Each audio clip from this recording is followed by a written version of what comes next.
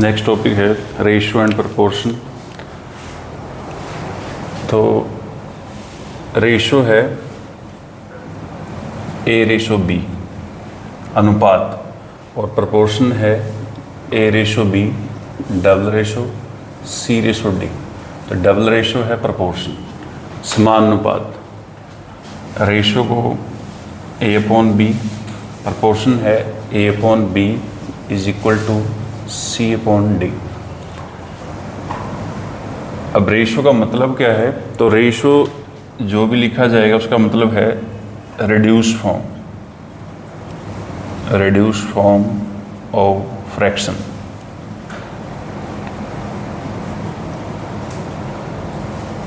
Reduce form of fraction क्या है? 4/6 fraction है, और इसको अगर रेशो में लिखेंगे तो 4:6। लेकिन ये रिड्यूस फॉर्म नहीं है, इसको रिड्यूस फॉर्म में चेंज करेंगे। तो रिड्यूस फॉर्म है, सबसे पहले इसका HCF देखेंगे कि HCF क्या है। तो 4 और 6 दोनों का HCF है 2, और इसकी अगर हम कटिंग करेंगे तो कटिंग करके आएगा 4 और 6 को, यहाँ पे आएगा 2, यहाँ पे आएगा 3, 2/3। अब 2/3 जो है इसका HCF कितना है? 1। तो HCF 1 है, आगे इसकी फर्दर कटिंग नहीं होगी, तो अब इसको रेशो में लिखेंगे तो 2:3। तो ये है परफेक्ट रेशो। तो रेशो की फॉर्म में जब भी लिखना है तो वो एक तरह से हमारा रिड्यूस फ्रैक्शन होना चाहिए, मतलब उसकी फर्दर कटिंग जो नहीं होनी चाहिए। और अगर इसका HCF 1 है, जो भी हमने फ्रैक्शन में लिखा है या रिड्यूस फ्रैक्शन में लिखा है, अगर उसका HCF 1 है तो उसको हम बोलते हैं को प्राइम नंबर, सह अभाज्य संख्या, को प्राइम नंबर। तो अगर HCF 1 है तो वो है को प्राइम नंबर, सह अभाज्य संख्या। तो ये है परफेक्ट जो रेशो की फॉर्म है 2:3। अब इसका फ़ायदा क्या है? तो फ़ायदा ये है कि सबसे पहले जब भी फ्रैक्शन को रेशो में कन्वर्ट करना है, जैसे मेरे पास कोई भी फ्रैक्शन है 6/7 और इसको अब रेशो में कन्वर्ट करना है, तो पहले चेक करना है कि इसका HCF कितना है। तो अगर HCF 1 है तो उसको हम डायरेक्ट चेंज कर सकते हैं 6:7, ठीक है। और अगर HCF 1 नहीं है, कुछ और है, तो पहले उसकी कटिंग करके जो भी HCF आएगा, तो कटिंग जो है हमेशा HCF पे करनी है। जैसे मेरे पास है 12/18 और इसको रेशो में लिखना है। सबसे पहले 12 और 18 दोनों का HCF लेना है, तो HCF आएगा 6। अब इसकी 6 से कटिंग करेंगे 2, इसकी 6 से कटिंग करेंगे 3, तो ये बन गया 2:3। और 2:3 जो है, अगर इन दोनों नंबरों का हम HCF निकालेंगे तो HCF कितना आएगा? 1। तो इसका मतलब क्या है? जो भी रेशो में नंबर लिखे जाते हैं तो रेशो परफेक्ट रेशो तभी होगा अगर उसका HCF 1 है और उसको हम बोलेंगे को प्राइम नंबर। तो जो भी रेशो में नंबर होंगे, चाहे वो 2 हैं, चाहे 3 हैं, चाहे 4 हैं, जितने मर्जी नंबर हैं, तो अगर वो HCF 1 है तो उनको बोलेंगे परफेक्ट रेशो। नेक्स्ट है प्रपोर्शन का मतलब क्या है? तो पहले तो रेशो और प्रपोर्शन का मतलब समझ आना चाहिए कि रेशो प्रपोर्शन का मतलब क्या है, तभी आपको फर्दर जो है समझ में आएगा।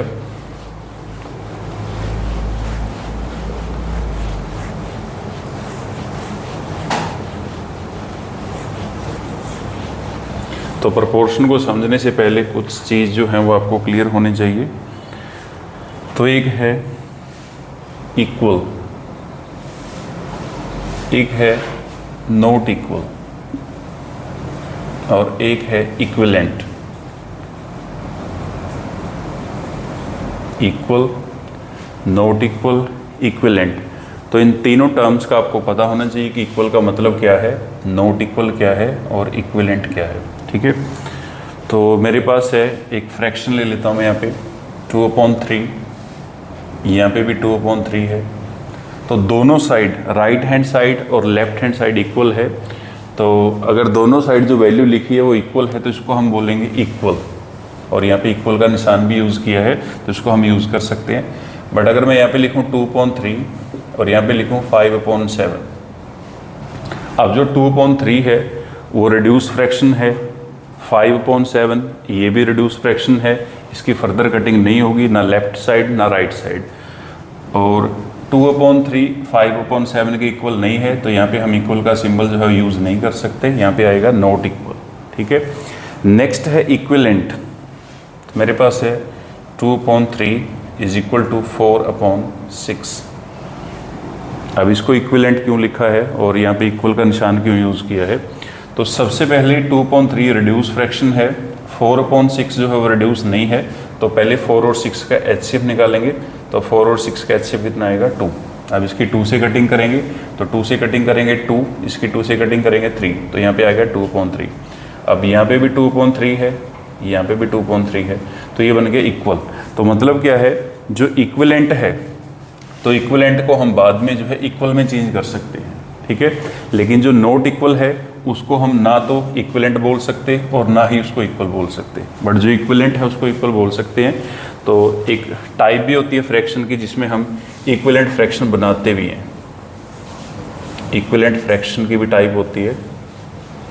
तो इक्विवेलेंट फ्रैक्शन कैसे बनता है? तो इक्विवेलेंट फ्रैक्शन है, जैसे मेरे पास एक फ्रैक्शन है 2/3, इसको मैं रेशो में भी कन्वर्ट कर सकता हूँ 2:3। तो अगर मैं न्यूमरेटर जो है और जो डिनोमिनेटर है इन दोनों को सेम नंबर के साथ मल्टीप्लाई करूं, न्यूमरेटर को भी मैं 1 के साथ मल्टीप्लाई करूं, डिनोमिनेटर को भी 1 के साथ मल्टीप्लाई करूं, तो ये आएगा मेरा 2/3। तो 2/3 यहाँ पे भी 2/3, ये दोनों इक्वल हैं। और अगर 2/3 न्यूमरेटर को मैं 2 के साथ मल्टीप्लाई करूं, डिनोमिनेटर को भी 2 के साथ मल्टीप्लाई करूं, तो 2 को 2 के साथ करेंगे 4, 3 को 2 के साथ करेंगे 6। तो यहाँ पे 2/3 था, यहाँ पे बन गया 4/6। और यहाँ पे मैंने सिंबल यूज़ किया है इक्वल टू का, तो इक्वल टू का सिंबल यूज़ किया है, बट ये दोनों इक्वल नहीं है, तो इनको हम इक्वल नहीं बोलेंगे, तो इनको बोलेंगे इक्विवेलेंट। तो 2/3 इज इक्विवेलेंट टू 4/6। तो जो 2/3 है वो 4/6 के इक्विवेलेंट है, बट इसको हम इक्वल नहीं बोलेंगे। लेकिन जब हम इसकी कटिंग करेंगे, यहाँ पे ये रिड्यूस फॉर्म में है, बट इसको रिड्यूस फॉर्म में बनाएंगे, तो 2 से कटिंग कर दो 2, इसकी 2 से कटिंग करेंगे 3, यहाँ पे 2, यहाँ पे 3, तो 2/3 इज इक्वल टू 2/3। तो अब ये क्या बन गया? इक्वल। तो दोनों में डिफरेंस है थोड़ा सा, इक्वल और इक्विवेलेंट में। तो जो इक्विवेलेंट है उसको हम बाद में चेंज कर सकते हैं इक्वल में। तो पहले तो जो इक्विवेलेंट का कंसेप्ट है वो समझ आना चाहिए, इक्वल क्या है, इक्विवेलेंट क्या है, नॉट इक्वल क्या है। तो इक्विवेलेंट में क्या है, 2/3 इज इक्वल टू 4/6, इसको हम बोलेंगे इक्विवेलेंट। और अगर 2/3 इज इक्वल टू 2/3 तो इसको हम बोलेंगे इक्वल। तो इक्वल और इक्विवेलेंट का आपको फ़र्क पता होना चाहिए, तभी आपको जो प्रोपोर्शन है वो अच्छे समझ आएगा।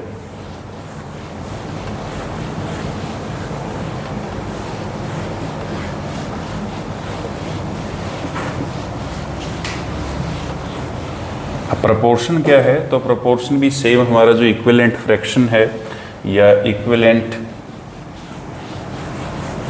हमने यूज़ किया यहाँ पे, तो सेम इक्विवेलेंट को ही हम प्रोपोर्शन भी बोल सकते हैं। तो जब भी हम प्रोपोर्शन में लिखते हैं तो इसका मतलब क्या है कि वो चीज़ जो है हमारी इक्विवेलेंट है। अब इक्विवेलेंट का सीखने का फ़ायदा क्या है, तो इक्विवेलेंट क्यों सीखते हैं, या प्रोपोर्शन का सीखने का फ़ायदा क्या है, या प्रोपोर्शन का यूज़ क्या है? तो प्रोपोर्शन का यूज़ है, जैसे मेरे पास है 2/3, तो 2 जो है न्यूमरेटर है और जो 3 है वो डिनोमिनेटर है। अब हमें पता है कि इक्विवेलेंट में क्या होता है, जैसे मेरे पास है 2/3 और यहाँ पे है 4/6, तो यहाँ पे अगर इक्वल टू का निशान लगा है बट वो इक्वल नहीं लग रहा, तो इसका मतलब वो क्या है, इक्विवेलेंट। और इक्विवेलेंट को हम प्रोपोर्शन भी बोल सकते हैं कि ये दोनों आपस में प्रोपोर्शन में हैं। अब 2/3 जो है, यहाँ पे मैं लिख दूँ 2/3, यहाँ पे इक्वल टू का सिंबल यूज़ किया, यहाँ पे मैं लगा दूँ क्वेश्चन मार्क, और यहाँ पे जो है मैं लिख दूँ 9। तो यहाँ पे जो प्रोपोर्शन का कंसेप्ट है उसको हम यूज़ करेंगे। तो प्रोपोर्शन का कंसेप्ट क्या है, अगर 2/3 इसके इक्वल दिया है, यहाँ पे इक्वल टू का सिंबल यूज़ किया है, बट ये इक्वल नहीं है, तो इसका मतलब ये इक्विवेलेंट है, या फिर हम बोल सकते हैं कि ये प्रोपोर्शन में है। तो प्रोपोर्शन में क्या होगा, ये डिनोमिनेटर है, ये भी डिनोमिनेटर है, दोनों का डिनोमिनेटर गिवन है, तो यहाँ से हम देखेंगे कि 3 से 9 बन गया। तो 3 से 9 कैसे बना, 3 से मल्टीप्लाई हो गया। तो ऐसे ही हम 2 को भी किसके साथ मल्टीप्लाई करेंगे, सेम नंबर के साथ। तो 3 के साथ मल्टीप्लाई कर दो, तो 2 को 3 के साथ मल्टीप्लाई करेंगे, कितना आएगा, 6। तो इसका मतलब जो मिसिंग नंबर है वो कितना आएगा, 6। तो प्रोपोर्शन का ऐसे हम यूज़ करते हैं मिसिंग नंबर को फाइंड आउट करने के लिए, जल्दी से कैलकुलेशन करने के लिए। दूसरा, अगर मैं इसको ऐसे सोल्व करूँ, 2/3 इज इक्वल टू, यहाँ पे मैं x मान लूँ, कोई भी इंग्लिश का अल्फ़ाबेट जो है वो मान के चलूँ, यहाँ पे 9।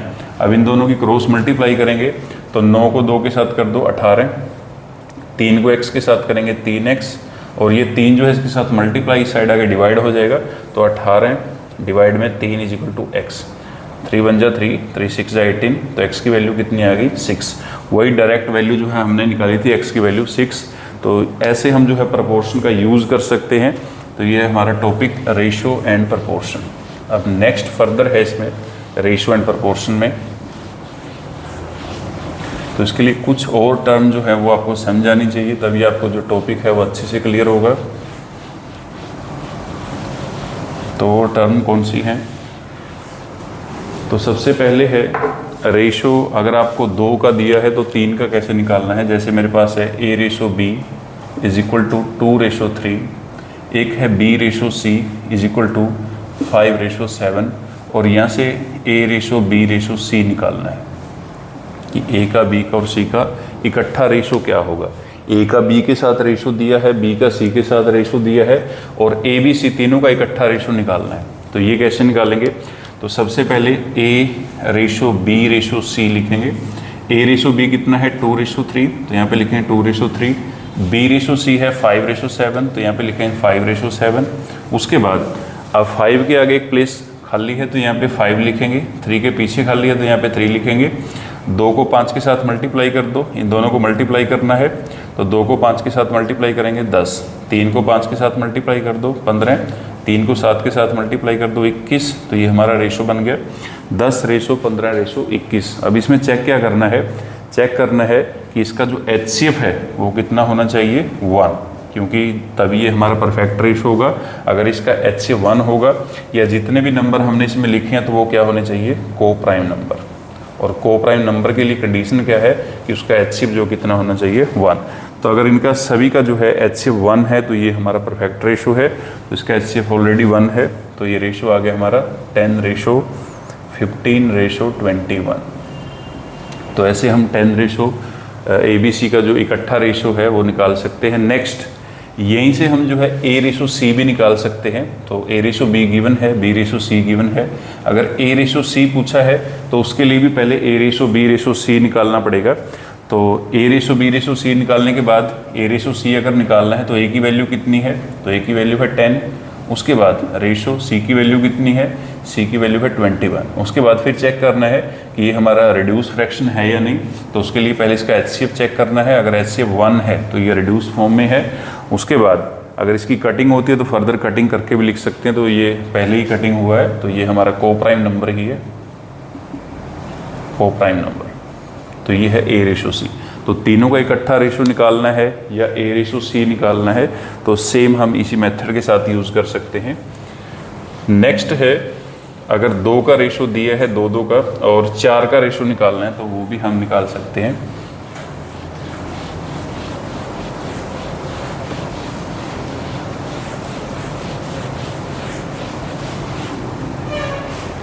A रेशो B है, ये गिवन है 1 रेशो 2। B रेशो C है 3 रेशो 4। C रेशो D है 5 रेशो 6। A का B के साथ रेशो गिवन है, B का C के साथ रेशो गिवन है, C का D के साथ गिवन है, और यहाँ से फाइंड आउट करना है A ratio B ratio C ratio D क्या होगा। तो 4 का जो रेशो है इकट्ठा वो फाइंड आउट करना है।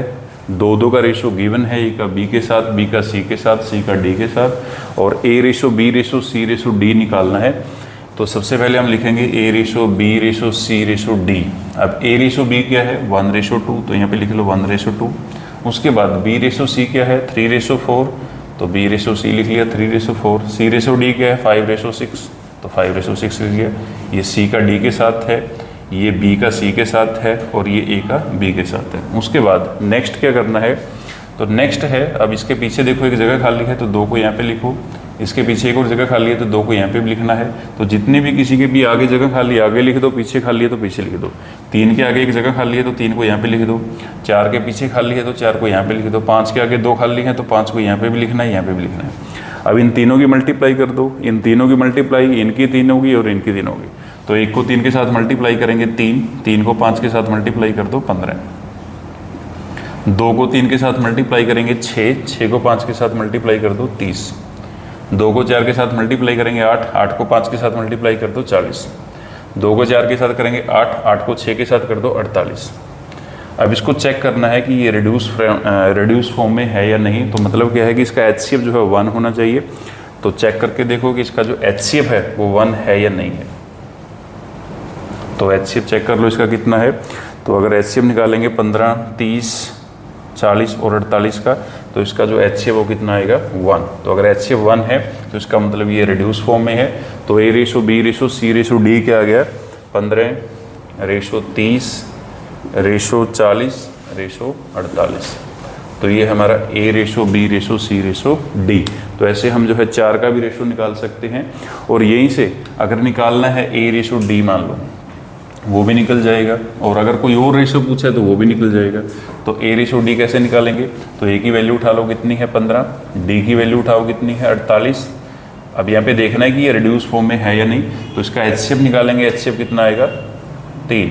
तो इसकी 3 से कटिंग कर दो, तो 3 की कटिंग करेंगे, यहाँ पे आएगा 5 और इसकी 3 पे कटिंग कर दो तो यहाँ पे आएगा 16। तो ये आ गया 5/16। और इसका अगर HCF निकालोगे तो HCF कितना आएगा 1। तो इसका मतलब ये रिड्यूस फॉर्म में है, कोप्राइम नंबर है। तो A/D कितना है 5/16। नेक्स्ट है फ्रैक्शन का कुछ और रेशो का कुछ और लॉजिक जो है वो भी समझेंगे।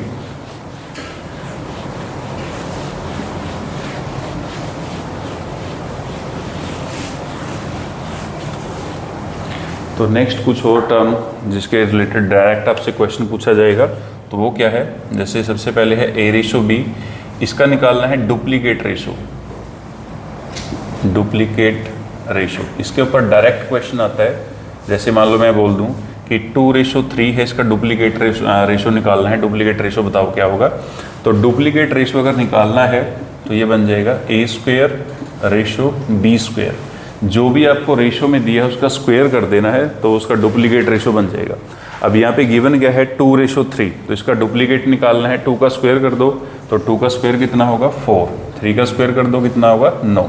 तो 4/9 ये इसका बन गया डुप्लीकेट रेशो। नेक्स्ट है अगर A/B है, इसका सब डुप्लीकेट रेशो निकालना है। सब डुप्लीकेट रेशो, तो सब डुप्लीकेट रेशो क्या है? इसका बिल्कुल अपोजिट है। तो स्क्वायर यहाँ पे हमने किया था डुप्लीकेट निकालने के लिए, तो स्क्वायर का बिल्कुल अपोजिट ऑपरेशन करना है। तो क्या कर देंगे हम स्क्वायर रूट। तो A का स्क्वायर रूट रेशो B का स्क्वायर रूट। तो ये है इसका सब डुप्लीकेट रेशो। अब मैं यहाँ पे कोई नंबर ले लूँ, जैसे 16/25, इसका सब डुप्लीकेट रेशो निकालना है। तो 16/25 का सब डुप्लीकेट रेशो निकालेंगे तो 16 का स्क्वायर रूट कर दो और 25 का स्क्वायर रूट कर दो। तो 16 का कितना आएगा 4, 25 का कितना आएगा 5। तो ये बन गया 4/5। तो ये है हमारा सब डुप्लीकेट रेशो। नेक्स्ट है A/B का ट्रिप्लीकेट रेशो।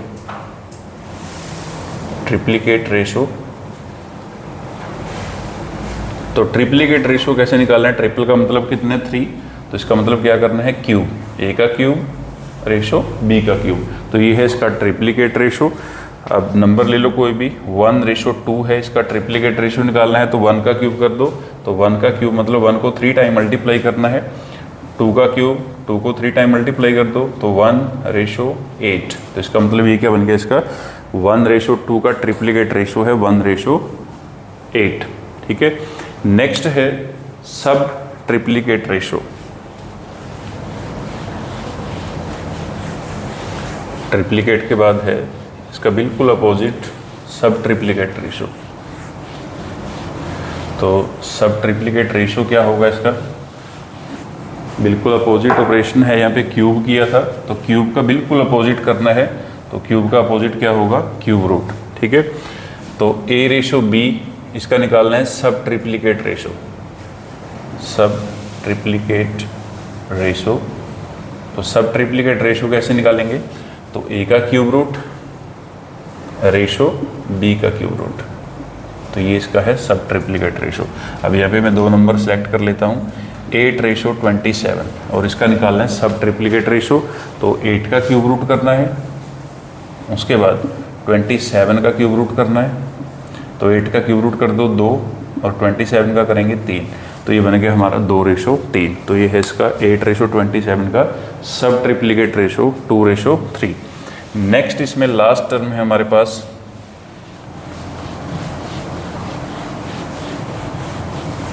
तो लास्ट है मीन प्रोपोर्शन। ए और बी दो नंबर हैं, इनका निकालना है मीन प्रोपोर्शन। मीन प्रोपोर्शन क्या होता है? मीन प्रोपोर्शन जो टर्म है वो यूज़ होती है जीपी में, ज्योमेट्रिक सीरीज जो हम करते हैं +1 +2 का टॉपिक है, तो उसमें यूज़ करते हैं मीन प्रोपोर्शन।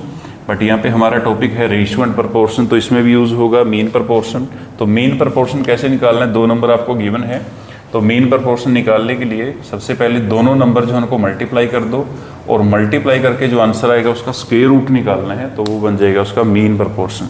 अब जैसे मैं यहाँ पे दो नंबर लूँ 2 और 8, तो 2 और 8 का मीन प्रोपोर्शन निकालना है।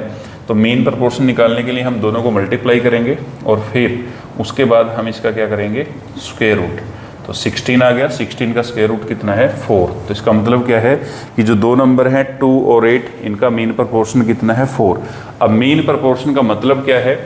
तो 2 और 8 जो दो नंबर थे इनका हमने मीन प्रोपोर्शन निकाला है 4।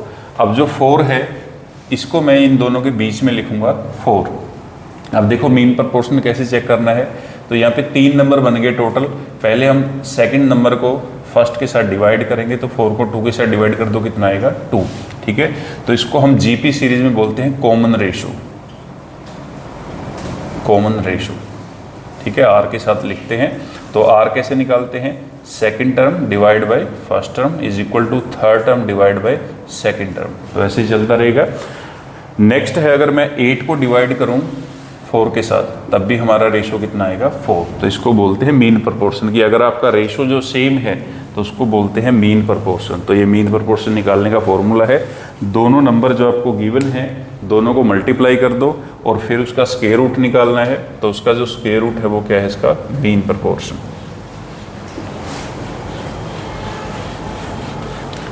नेक्स्ट है कुछ और रेशो एंड प्रोपोर्शन से रिलेटेड इंफॉर्मेशन। और एक चीज़ का और ध्यान रखना है, जो रेशियो एंड प्रोपोर्शन टॉपिक है वो आपका काफ़ी जगह यूज़ होगा, जैसे पार्टनरशिप टॉपिक है, एलिगेशन एंड मिक्सचर है, तो ये इसकी एप्लीकेशन है। इनके अलावा और भी बहुत सारे मैथ में टॉपिक है जिनमें आपका रेशियो एंड प्रोपोर्शन जो है यूज़ होता है। अब नेक्स्ट है मेरे पास 2a is equal to 3b, और यहाँ से निकालना है a रेशो b। तो 2a इज इक्वल दिया है 3b और निकालना है क्या है? a ratio b। तो सबसे पहले देखो 2a का मतलब क्या है? 2 मल्टीप्लाई a, और 3b का मतलब क्या है? 3 मल्टीप्लाई b। और यहाँ पे निकालना है a रेशो b, और इसको मैं लिख सकता हूँ a अपॉन b भी लिख सकता हूँ। तो रेशो की फॉर्म ये है, फ्रैक्शन की फॉर्म ये है। तो पहले हम यहाँ पे क्या करेंगे? फ्रैक्शन बनाएंगे इसको। तो जो b है वो 3 के साथ मल्टीप्लाई में इस साइड आके डिवाइड हो जाएगा, और ये जो 2 है a के साथ मल्टीप्लाई उस साइड जाके डिवाइड हो जाएगा। तो यहाँ पे आएगा a अपॉन b, और वहाँ पे बनेगा 3 अपॉन 2। तो इसका मतलब a रेशो b क्या बन गया? 3 रेशो 2। ठीक है, तो ऐसे हम जो है रेशो निकाल सकते हैं। तो हमारा जो रेशो है वो क्या है? 3 रेशो 2। ये तो है इसका ट्रेडिशनल मेथड। बट अब जो है हम डायरेक्ट आंसर निकालेंगे। तो इसका डायरेक्ट आंसर कैसे निकालेंगे? तो डायरेक्ट आंसर देखो इसका कैसे निकालना है। तो सबसे पहले देखो जो a के सामने है, जैसे ये वाली वैल्यू, तो ये a की वैल्यू मान लेनी है, और जो ये दूसरी वैल्यू है ये b की है। तो इसका मतलब क्या है? यहाँ पे निकालना है a रेशो b। तो a रेशो b कैसे निकालेंगे? a की वैल्यू कितनी है? 3, और b की वैल्यू कितनी है? 2। तो ये डायरेक्ट बन गया हमारा 3 रेशो 2। तो a रेशो b कितना है? 3 रेशो 2। यहाँ पे हमने डायरेक्ट लिख दिया 3 रेशो 2। तो अब इसका जो आंसर है हम डायरेक्ट लिखेंगे। जैसे मेरे पास है 5a is equal to 7b। तो 5a is equal to 7b, और यहाँ पे लिखना है कि a रेशो b क्या होगा। तो ये चीज़ हमें अब करने की ज़रूरत नहीं है। अगर आपको मेथड जो है समझ आ गया तो आप डायरेक्ट लिख सकते हो। तो a रेशो b कैसे लिखेंगे? तो a के सामने कितनी वैल्यू है? 7। तो ये a की वैल्यू है, तो दूसरी किसकी होगी? b की वैल्यू। तो b की वैल्यू कितनी है? 5। तो ये बन गया हमारा 7 रेशो 5। ठीक है, नेक्स्ट जो है एक और एग्जाम्पल लेते हैं। तो a is equal to 3b। अब यहाँ पे आपको कन्फ्यूज़न होगी कि a के साथ तो कुछ भी नहीं लगा है, बट b के साथ कितना लगा है? 3। पहले तो ये b के साथ जो लगा है इसको क्या बोलते हैं? इसको हम बोलते हैं कोफिशिएंट। तो ये है आपका कोफिशिएंट। अब b का कोफिशिएंट 3 है, बट जो a है उसका भी कोई कोफिशिएंट है। तो a का कोफिशिएंट कितना है? तो a का कोफिशिएंट है यहाँ पे 1। तो अगर यहाँ पे कुछ भी नहीं है तो यहाँ पे हम 1 मान के चलेंगे, तो 1 है, तो इसको हम 1a लिखें या a लिखें, तो यहाँ से हमें निकालना है a/b। तो a/b क्या होगा, a की वैल्यू कितनी है 3 और b की वैल्यू कितनी है, तो b की वैल्यू बन जाएगी 1, तो ये बन गया हमारा 3/1। ठीक है, तो ऐसे हम डायरेक्ट निकाल सकते हैं। नेक्स्ट ये तो है 2 का, ऐसे ही अगर हम 3 का निकालना चाहें तो 3 का भी निकाल सकते हैं सेम मेथड को यूज़ करके। तो 3 का क्या करना है, सबसे पहले मेरे पास नंबर है 2a = 3b = 5c, और यहाँ से निकालेंगे a/b/c क्या होगा। तो 2a = 3b = 5c है, और निकालना क्या है a/b/c निकालना है, तीनों का इकट्ठा रेशो निकालना है। तो इसके लिए क्या करना है, सबसे पहले 2 का हम कॉम्बिनेशन बनाएंगे पहले।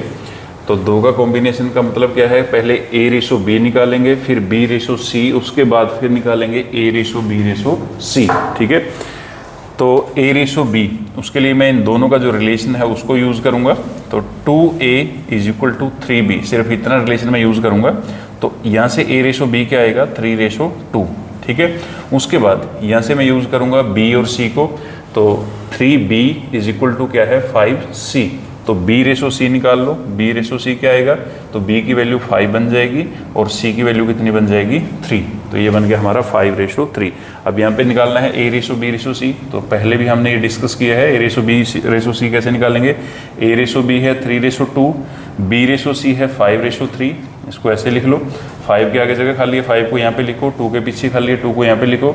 अब 3 को 5 के साथ मल्टीप्लाई कर दो 15, 2 को 5 के साथ करेंगे 10, 2 को 3 के साथ कर दो 6, तो ये बन गया हमारा 15/10/6। उसके बाद फिर क्या करना है, चेक, इसका HCF चेक करना है। अगर HCF 1 है तो ठीक है, अदरवाइज इसकी कटिंग करनी है। तो कटिंग करने के बाद जो इसकी रिड्यूस फॉर्म है उसमें लिखना है इसको, तो इसका HCF जो है कितना है 1, तो ये पहले ही हमारा रिड्यूस फ्रैक्शन है, तो इसका मतलब ये परफेक्ट रेशो है, तो ये बन गया 15/10/6। तो अगर आपको 3 का दिया है तो ऐसे निकालना है उसमें से। नेक्स्ट है, ये तो था मल्टीप्लाई में, कई बार जो हमें डिवाइड में भी गिवन होता है, तो डिवाइड से कैसे रेशो निकालना है। अब डिवाइड में हमें गिवन है a/2 = b/3, और यहाँ पे बताना है कि a/b क्या होगा। a/2 है, b/3 है, और निकालना क्या है a/b। तो सबसे पहले हम यहाँ पे क्रॉस मल्टीप्लाई करेंगे, 3 को मल्टीप्लाई कर दो a के साथ, ये बन जाएगा 3a = 2 को मल्टीप्लाई कर दो b के साथ, ये बन जाएगा 2b। और अभी हमने ये जो लास्ट डिस्कस किया था कि यहाँ से हम a/b डायरेक्ट कैसे निकाल सकते हैं, तो a की वैल्यू है 2 और b की वैल्यू कितनी है 3, तो ये बन गया हमारा 2/3। ठीक है, उसके बाद नेक्स्ट क्या है, अब यहाँ से हम डायरेक्ट कैसे निकालेंगे। तो यहाँ पे आपको ध्यान रखना, जब भी डिवाइड में दिया है तो a के नीचे जो पड़ी है वो a की वैल्यू है, और जो b के नीचे है वो b की वैल्यू। तो इसका मतलब अगर a/b लिखना है तो a/b क्या आएगा, a के नीचे कितनी वैल्यू है 2, b के नीचे कितनी है 3, तो डायरेक्ट हम लिख सकते हैं 2/3। ठीक है, तो वहाँ पे भी हमारा आंसर कितना है 2/3। सेम यहाँ से हमने डायरेक्ट लिख दिया 2/3। तो ऐसे अगर 3 नंबर दिए हैं a/2 = b/3 = c/5, तो यहाँ से हमें बताना है a/b/c क्या होगा। तो a/b/c क्या होगा, a की वैल्यू कितनी है 2, b की वैल्यू कितनी है 3 और c की वैल्यू कितनी है 5, तो यह आएगा डायरेक्ट हमारा 2/3/5। ठीक है,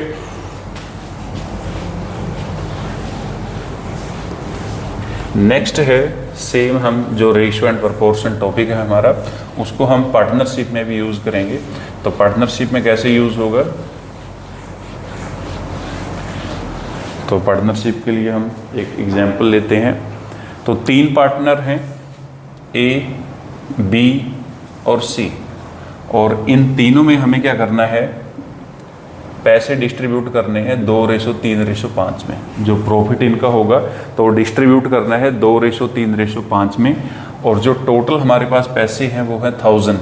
तो अगर 1000 रुपीज़ हैं, 1000 रुपीज़ का प्रॉफिट है, 3 पार्टनर हैं, एक A पार्टनर है, एक B और एक C, तो इन तीनों को 1000 रुपये डिस्ट्रीब्यूट करने हैं, बट रेशो क्या रखना है प्रॉफिट का 2/3/5। अब इसमें से बताना है कि A का हिस्सा कितना है, बी का हिस्सा कितना है और सी का हिस्सा कितना है, तीनों का अलग अलग जो हिस्सा है वो निकालना है। तो इसके लिए क्या करना है, सबसे पहले देखो हम ट्रेडिशनल मेथड जो उसको यूज़ करेंगे, फिर आपको एक ट्रिक बताएंगे कि ट्रिक से आप जल्दी कैसे निकाल सकते हो। तो ए का हिस्सा अगर निकालना है, ए के हिस्से कितने हैं 2, तो ये ए का हिस्सा है, ये बी का है और ये सी का है, ठीक है।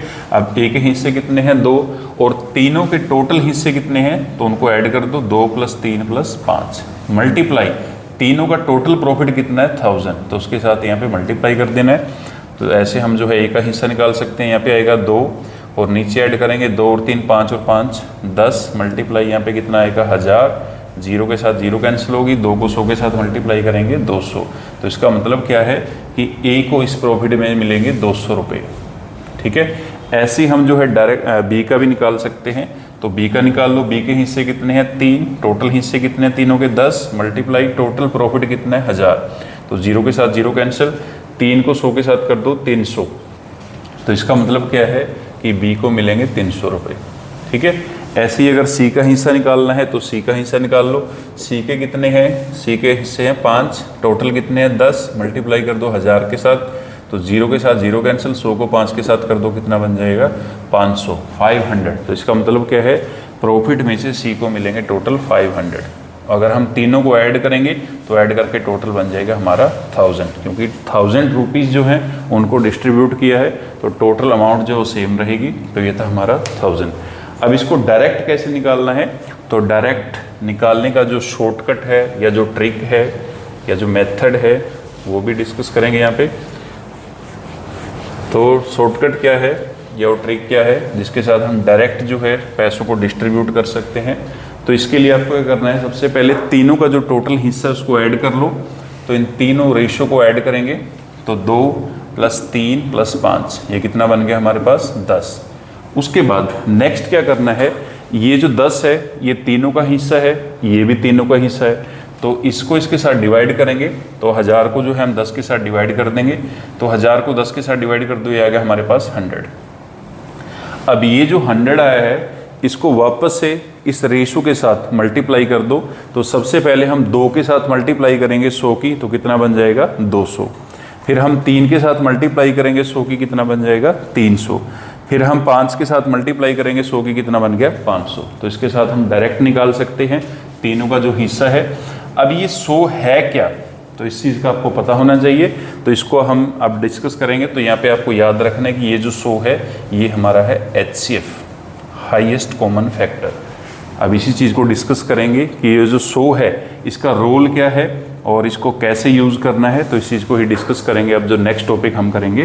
तो यहाँ पे जो 100 है आपका, तो 100 क्या है आपका हाईएस्ट कॉमन फैक्टर। तो अब रेशो को हमने कन्वर्ट कर दिया रियल वैल्यू में, तो उसी चीज़ को डिस्कस करेंगे यहाँ पे कि ये 100 HCF और इसका क्या रोल है।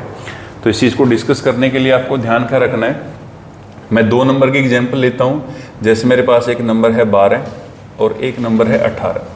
तो ये 2 नंबर हमें गिवन हैं और इन दोनों नंबरों का हमें HCF पता होना चाहिए। हम इसका जो HCF वो निकाल लेंगे, तो इसका HCF कितना आएगा 6। तो 12 और 18 का HCF है 6, 12-18 का हाईएस्ट कॉमन फैक्टर क्या है 6। उसके बाद नेक्स्ट क्या करना है, अब जो 12 और 18 है उसको मैं रेशो में कन्वर्ट करूंगा।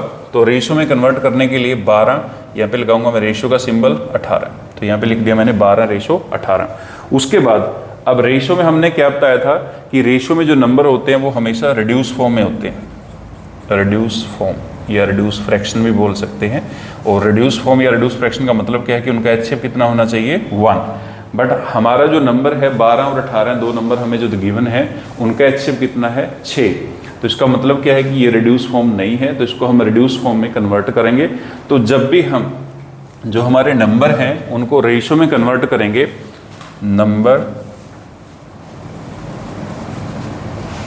टू रेशो, ठीक है। नंबर को मैं यहाँ पे एक टर्म और लिखूंगा रियल वैल्यू। तो ये ध्यान में रखना आपको, जो नंबर है आपके तो वो नंबर क्या है उनकी रियल वैल्यू है। तो मैं रियल वैल्यू को अगर रेशो में कन्वर्ट करूंगा तो उसके लिए मुझे क्या करना पड़ेगा, HCF के साथ उसको डिवाइड करना पड़ेगा। तो इसका मतलब क्या है कि ये जो दोनों नंबर हैं, ये जो दोनों रियल वैल्यू हैं, इसको अगर रेशो में कन्वर्ट करना है तो ये जो HCF हमारे पास है 6, इसके साथ इसको डिवाइड करेंगे तो 12 को डिवाइड कर दो 6 के साथ कितना आएगा 2, और 18 को डिवाइड कर दो कितना आएगा 3। तो ये हमारा जो है परफेक्ट रेशो बन गया।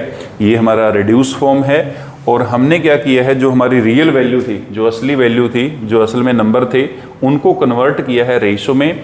तो रेशो में कन्वर्ट करने के लिए हमने क्या किया है, HCF के साथ उसको डिवाइड किया है। ठीक है। उसके बाद अगर मैं बोलूँ आपको कि रेशो को दोबारा से चेंज करो रियल वैल्यू में, रेशो को दोबारा से चेंज करो रियल वैल्यू में, या इसको हम नंबर्स भी बोल सकते हैं कि रेशो को जो है दोबारा से रियल वैल्यू या रियल नंबर में कन्वर्ट करना है।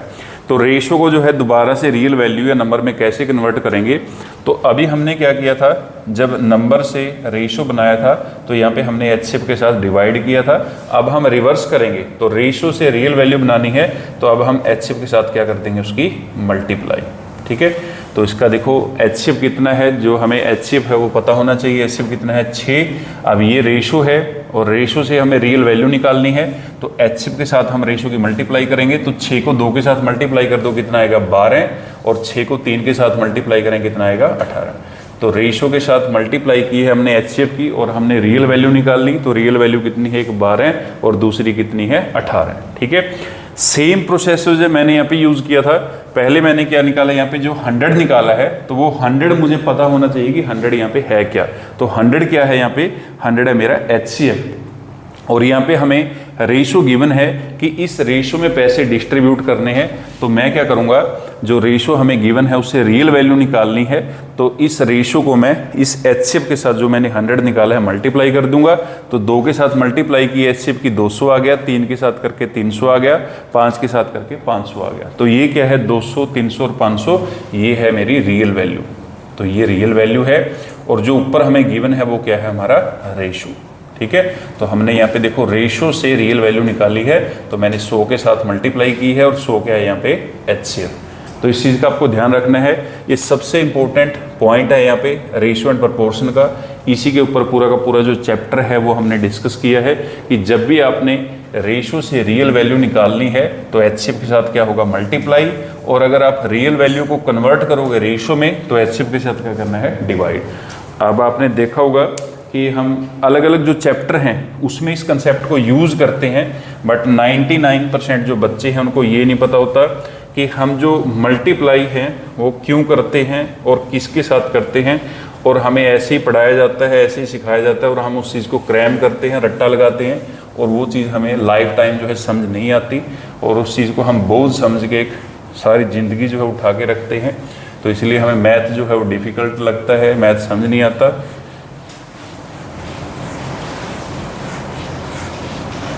अब किसी भी चैप्टर में अगर मान लो हमें दिया है कि राम और श्याम हैं, जैसे मैं प्रॉब्लम ऑन एजेस की एग्जांपल लूँ कि राम एंड श्याम 2 बच्चे हैं, तो इनकी जो उम्र है, इनकी उम्र का अनुपात है 5:6। तो इनकी जो एज है, इनकी जो उम्र है, उसका रेशो है 5:6। अब हमें यहाँ पे क्या करना है, यहाँ पे हमें गिवन है कि दोनों की जो टोटल एज है, राम और श्याम की जो टोटल एज है, तो वो हमें गिवन है। तो वो है हमारे पास 22, कि दोनों की जो टोटल एज है वो कितनी है, 22 साल। तो दोनों की अगर हम उम्र को ऐड कर दें तो टोटल कितना बनेगा, 22। बट हमें यहाँ पे जो राम की और श्याम की उम्र है वो नहीं पता, उसका रेशो पता है। इसका मतलब क्या है कि जो रेशो है वो रियल वैल्यू नहीं है। तो रेशो सिर्फ एक केस में रियल वैल्यू बनेगी, जब जो हमारा रेशो है अगर उसका HCF जो है वो 1 है, या फिर मैं बोलूँगा कि जो रेशो में हमने नंबर लिए हैं अगर वो नंबर प्राइम नंबर हैं, क्योंकि प्राइम नंबर का HCF कितना होता है 1। तो अगर वो प्राइम नंबर हैं तभी उसको मैं रेशो को रियल नंबर बोल सकता हूँ, अदरवाइज जो है रेशो रियल नंबर नहीं होता। तो रेशो को अगर रियल नंबर में कन्वर्ट करना है तो उसके लिए हमें क्या करना पड़ेगा, HCF के साथ मल्टीप्लाई करनी पड़ेगी। और वो HCF जो है वो क्या होगा, 1 भी हो सकता है, 2 भी हो सकता है, कुछ भी हो सकता है। तो वो चीज़ जो है हमें पता होनी चाहिए, तभी हम उसकी जो वैल्यू हो निकालेंगे। अब यहाँ पे देखो ये एग्जाम्पल हमने ली है, राम और श्याम की एज हमें गिवन है 5:6, टोटल एज हमें पता है कितनी है 22। अब यहाँ पे क्या करते हैं, तो बच्चे जो है इसको सोल्व करने के लिए क्या करते हैं कि इसको डायरेक्ट जो है 5x मान लिया, इसको 6x मान लिया, और ये टोटल है तो 5x plus 6x is equal to में लिख लेंगे 22, 5 और 6 11x इज इक्वल टू 22, और यहाँ से उन्होंने x की वैल्यू निकाल ली तो 22/11 ये आ गई हमारे पास 2। अब इस 2 को जो है वापस यहाँ पे मल्टीप्लाई कर देंगे वो, तो 5 को 2 के साथ करेंगे 10 और 6 को 2 के साथ करेंगे 12, और अगर हम ऐड करके देखें तो कितना बन जाएगा 22। तो मतलब रियल उम्र कितनी है उनकी, तो राम कितने साल का है 10 साल का, और शाम कितने साल का है 12 साल का। तो ये रेशो था और ये इसकी रियल वैल्यू है, राम 10 साल का है, शाम 12 साल का।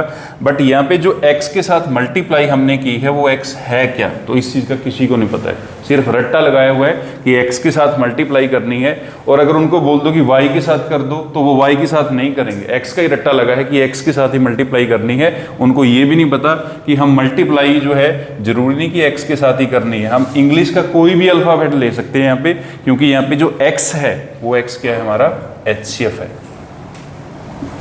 तो ये ध्यान रखना है। बट 99% जो बच्चे हैं उनको ये नहीं पता कि वो x के साथ मल्टीप्लाई क्यों कर रहे हैं, तो वो सिर्फ x के साथ मल्टीप्लाई कर देते हैं। अगर कोई भी उनको बोल दे कि y के साथ कर दो, z के साथ, तो वो उसमें कंफ्यूज हो जाएंगे, तो उसको नहीं कर पाएंगे। तो उनको यही नहीं पता कि x y z जो भी है, मतलब इंग्लिश का कोई भी अल्फ़ाबेट, तो इंग्लिश का अगर कोई भी अल्फ़ाबेट है वो सिर्फ HCF है और कुछ भी नहीं है। तो हमें HCF के साथ मल्टीप्लाई करनी होती है, क्यों? क्योंकि रेशियो को अगर रियल वैल्यू में कन्वर्ट करना है तो वो तभी होगा अगर हम उसको HCF के साथ मल्टीप्लाई करेंगे। वो रोज़ HCF है वो हमने एज्यूम करना है, उसको आप x करो, a करो, b करो, कोई फ़र्क नहीं पड़ता है, ठीक है। और अगर मैं देखो इसी सम को सेम y के साथ निकालूँ तो यहाँ पे मेरी y की वैल्यू कितनी आएगी 2, और उसको मैं यहाँ पे मल्टीप्लाई करूँगा तब भी आंसर मेरा सेम आएगा, ठीक है। तो अब मैं इस कंसेप्ट को जो है जोड़ देता हूँ, जो रेशियो का कंसेप्ट है HCF एलसीएम चैप्टर के साथ। तो ये मैंने यहाँ पे जोड़ के दिखाया था आपको प्रॉब्लम ऑन एजेस के साथ। तो ऐसे ही जो रेशियो एंड प्रोपोर्शन चैप्टर है वो काफ़ी चैप्टरों में आपका यूज़ होगा, तो इसका जो कंसेप्ट है वो आपको समझ आना चाहिए। तो इसके साथ आपके जो हैं ज़्यादा नहीं मैं बोलूँगा तो 9-10 चैप्टर क्लियर हो जाएंगे अगर आपको रेशियो प्रोपोर्शन समझ में आ गया। अब मैं रेशियो प्रोपोर्शन को जो कुछ कंसेप्ट है हमारे HCF एलसीएम चैप्टर के उसके साथ कनेक्ट करके दिखाऊंगा कि कैसे आप उन चीज़ों को सोल्व कर सकते हो, कैसे HCF एलसीएम के साथ लिंक कर सकते हो। तो क्वेश्चन है कि 2 नंबर हैं जिनका रेशियो है 2:3, 2 नंबर हैं जिनका रेशियो है 2:3, और उन नंबरों को मैं A:B मान लेता हूँ कि एक नंबर A है और दूसरा नंबर B है। तो 2 नंबर हैं जिनका जो रेशो है वो है 2:3, और हमें यहाँ पे दिया है उन दोनों नंबरों का सम। तो उन दोनों नंबरों का जो सम है वो हमें गिवन है, तो सम है उन दोनों नंबरों का, तो यहाँ पे हम उसको लेट कर लेते हैं 20। तो दोनों नंबरों का सम जो है 20 है और रेशो हमें गिवन है 2:3। नंबर निकालने हैं यहाँ पे कि नंबर क्या है या नंबर की जो रियल वैल्यू है वो बतानी है क्या है, ठीक है। तो ये कंसेप्ट यूज होता है जो HCF एलसीएम टॉपिक है उसके अंदर। HCF एलसीएम का कंसेप्ट है, तो 2 नंबर का रेशो गिवन है, सम गिवन है, सम का मतलब है योग या जोड़ बोल देते हैं जिसको हम, ठीक है। तो दोनों नंबरों का सम हमें गिवन है 20 और रेशो हमें गिवन है 2:3 या 2:3। नंबर निकालने हैं। अब यहाँ पे आपको ध्यान रखना है कि ये जो सम है ये रियल वैल्यू का सम है, ये रेशियो का सम नहीं है, ठीक है। अब कुछ बच्चे क्या करते हैं, इन्हीं दोनों को ऐड करके देखते हैं भी हाँ इन दोनों का सम है 20 हमारे पास, बट इन दोनों नंबरों का जो सम है वो 20 नहीं है, ये रेशियो है। और वो जो सम हमें दिया है वो सम है हमारा रियल वैल्यू का। अब उसको इसके साथ कनेक्ट कैसे करना है, तो इसके लिए पहले जो रेशियो हमें गिवन है उस रेशियो को हम कन्वर्ट करेंगे रियल वैल्यू में। तो रेशियो को रियल वैल्यू में कैसे कन्वर्ट करना है, तो इसके लिए हमें मल्टीप्लाई करनी होगी HCF के साथ। बट इस केस में हमें जो HCF हो नोट गिवन, वो HCF जो हमें है वो गिवन नहीं है। अब HCF क्या करना पड़ेगा, हमें HCF एज्यूम करना पड़ेगा। तो मैं क्या करता हूँ, A और B 2 नंबर जो हैं उनका मैं HCF जो है एज्यूम कर लेता हूँ यहाँ पे Z। तो यहाँ पे देखो मैं X नहीं लूँगा, Z लूँगा, क्योंकि X का जो है क्रैम कर रखा है, रट्टा लगा रखा है। तो कई बच्चों को लगता है कि अगर Z लेंगे तो आंसर नहीं आएगा, तो मैं Z के साथ आंसर निकाल के दिखाऊंगा। तो HCF मैंने मान लिया Z, और यहाँ पे रेशो क्या है 2:3।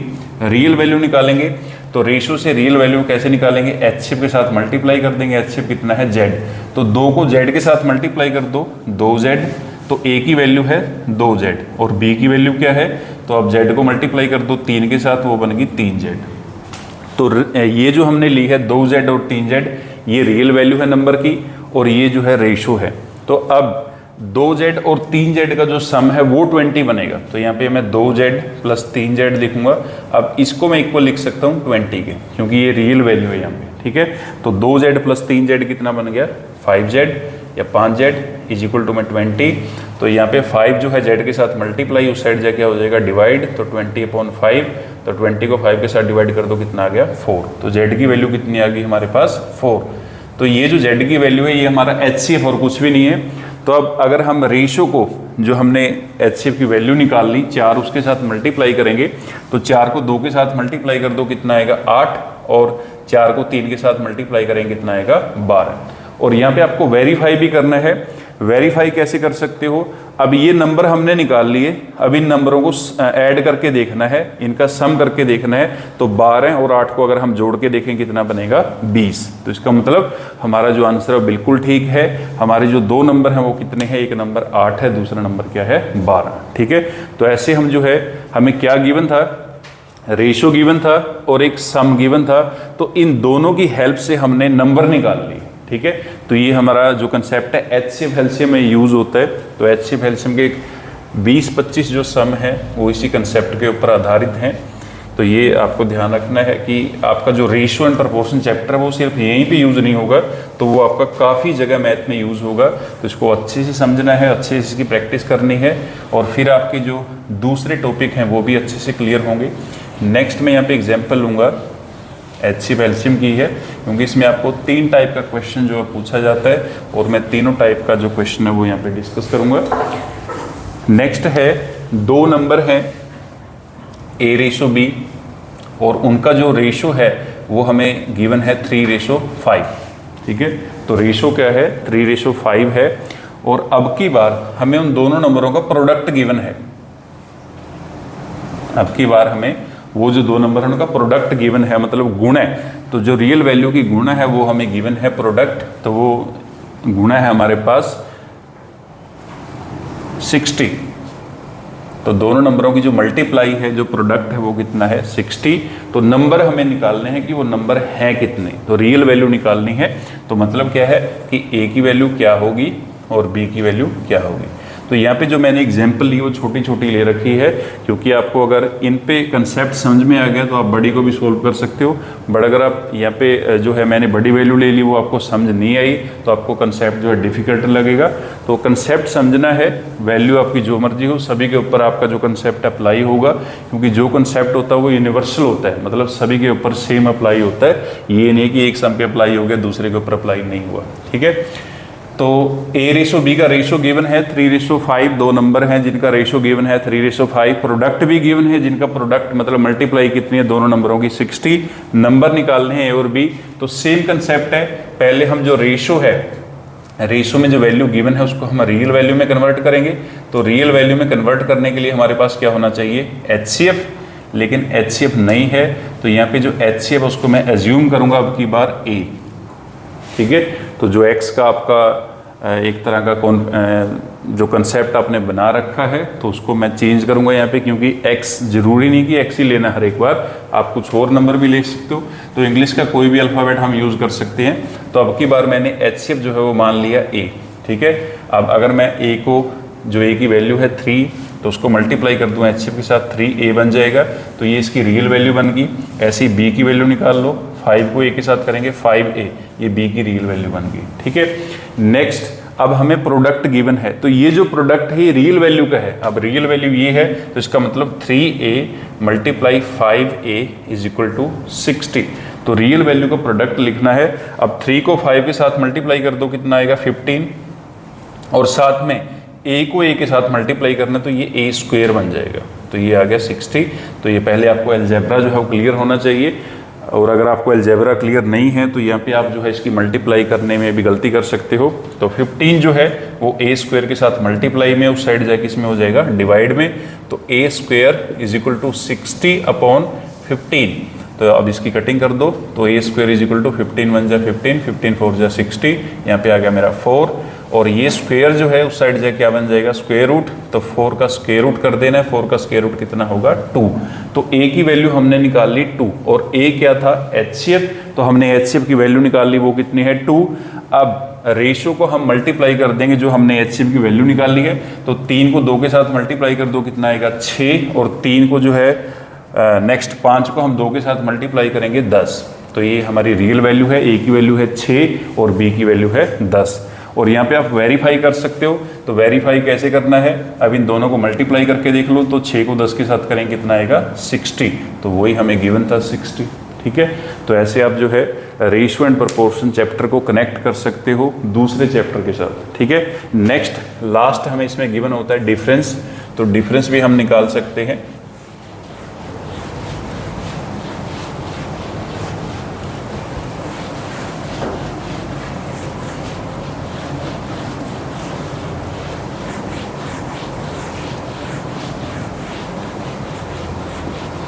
तो a और b दो नंबर हैं जिनका हमें रेशियो है गिवन। तो a और b का जो रेशियो है, यहाँ पे ज़रूरी नहीं कि a और b लेना है, तो आप यहाँ पे कुछ और भी ले सकते हो।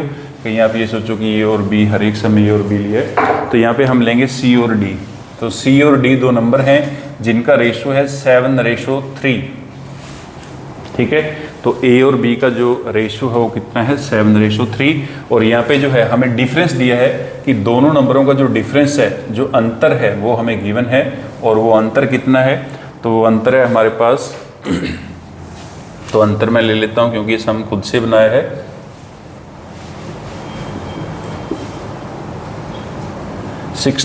तो यहाँ पे जो डिफरेंस है दोनों नंबरों का वो है मेरे पास 16। और इनकी जो रियल वैल्यू है वो हमें यहाँ पे निकालनी है कि a की वैल्यू क्या होगी और b की वैल्यू क्या होगी। ठीक है, तो डिफरेंस गिवन है, लेकिन ये जो डिफरेंस ये किसका है, रियल वैल्यू का है। ये डिफरेंस रेशियो का नहीं है, ये ध्यान रखना है। तो अब रेशियो को पहले कन्वर्ट कर लेना है। सबसे पहला स्टेप तो आपका यही होना चाहिए कि आपको रेशियो जो है वो किस में कन्वर्ट करना है, रियल वैल्यू में, क्योंकि जो ऑपरेशन है वो रियल वैल्यू के हैं, वो रेशियो के नहीं हैं। ठीक है, तो रेशियो को हम कन्वर्ट करेंगे रियल वैल्यू में, उसके लिए हमें इसकी मल्टीप्लाई करनी होगी HCF के साथ, बट HCF हमको नहीं गिवन है। तो यहाँ पे हम जो HCF है उसको मान लेंगे। तो HCF अब की बार मैं क्या मानूँ, अब की बार मैं HCF जो है y मान लेता हूँ। तो HCF है मेरे पास y, क्योंकि x तो मैं बिल्कुल भी नहीं मानूंगा, क्योंकि सभी ने जो है x का रट्टा लगा रखा है कि x ही यूज़ करना है हर एक बार। तो मेरा HCF y है। और अब मैं 7 को अगर y के साथ मल्टीप्लाई कर दूं तो c की वैल्यू आ गई मेरे पास 7y, और d की वैल्यू क्या होगी, 3 को कर दो y के साथ 3y। ठीक है, अब इनका जो डिफरेंस है वो हमें गिवन है 16। तो डिफरेंस रियल वैल्यू का है, रियल वैल्यू ये है। तो यहाँ पे मैं लिख भी देता हूँ रियल वैल्यू। तो डिफरेंस ले लो, तो 7y minus 3y is equal to difference कितना गिवन है 16। तो यहाँ पे रियल वैल्यू का डिफरेंस लेके इक्वल टू में लिख देना है 16 जो भी हमें गिवन है। तो 7y माइनस 3y कितना आएगा 4y इज इक्वल टू 16। तो 4 यहाँ पे मल्टीप्लाई में उस साइड जाके डिवाइड हो जाएगा। तो y is equal to 16 upon 4। तो डिवाइड कर दो कितना आएगा 4। तो y की वैल्यू कितनी है 4, और y क्या है हमारा HCF। तो हमने HCF की वैल्यू निकाल ली 4। तो अब रेशियो को मल्टीप्लाई कर देना है HCF के साथ। तो 4 को मल्टीप्लाई कर दो 7 के साथ, तो 4 7 जा 28, और 4 को मल्टीप्लाई कर दो 3 के साथ, 4 3 जा 12। तो ये हमारी रियल वैल्यू है। तो मतलब एक नंबर हमारा 28 है, दूसरा नंबर 12 है। और अगर यहाँ पे वेरीफाई करना है तो वेरीफाई भी कर सकते हो। तो दोनों नंबर का हमें डिफरेंस गिवन है, तो अब इसको माइनस करके देख लो। 8 में से 2 माइनस करेंगे 6, 2 में से 1 माइनस कर दो 1, तो डिफरेंस कितना आ गया हमारे पास 16। ठीक है, तो ऐसे जो रेशियो एंड प्रोपोर्शन चैप्टर है उसको हम अलग अलग जो हमारे चैप्टर हैं उनमें यूज़ कर सकते हैं। बट पहले आपको जो रेशियो एंड प्रोपोर्शन का बेसिक है वो समझ में आना चाहिए, तभी आप यूज़ कर पाओगे। और अब जो है अगर आपको रेशियो एंड प्रोपोर्शन चैप्टर अच्छे समझ आ गया तो आप जो है इस चीज़ की अच्छे से प्रैक्टिस करके, जो ये टॉपिक है इसके सम जितने भी गिवन हैं, तो प्रैक्टिस करने के बाद फिर इसको दूसरे जो कंसेप्ट हैं, दूसरे जो चैप्टर हैं तो उनमें भी आपको यूज़ करके देखना है कि कैसे हम जो है इसको यूज़ कर सकते हैं दूसरे चैप्टर में भी। तो ये था हमारा आज का topic, ratio and proportion. Thank you.